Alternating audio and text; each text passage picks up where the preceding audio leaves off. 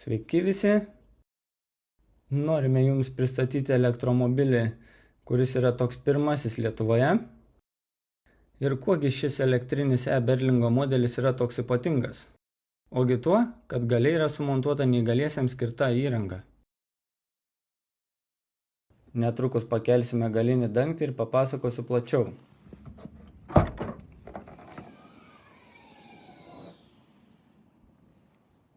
Kairėje pusėje yra sumontuotas tritaškis saugos diržas, kuris skirtas neįgaliajam prisegti.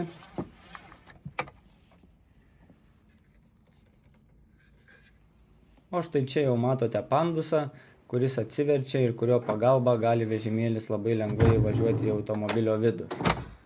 O pandusas atsiverčia labai lengvai, tai reikia paspausti štai šį raudoną mygtuką ir prilaikant už rankenėlės nuleisti pandusą ant žemės.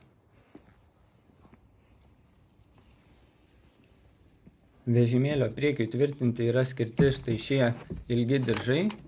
Vienas yra kairėje pusėje, kitas dešinėje pusėje. Ir jie taip pat yra skirti tam, kad vežimėliui neleistų nuriedėti atgal.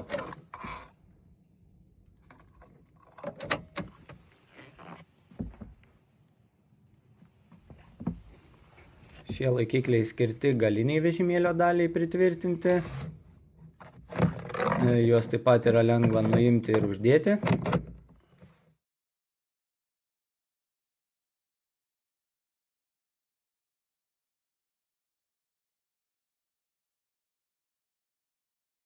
O kai neįgalusis nekeliauja automobiliu, pandusas užsiverčia ir tarnauja kaip įprasta bagažinė kroviniui vežti.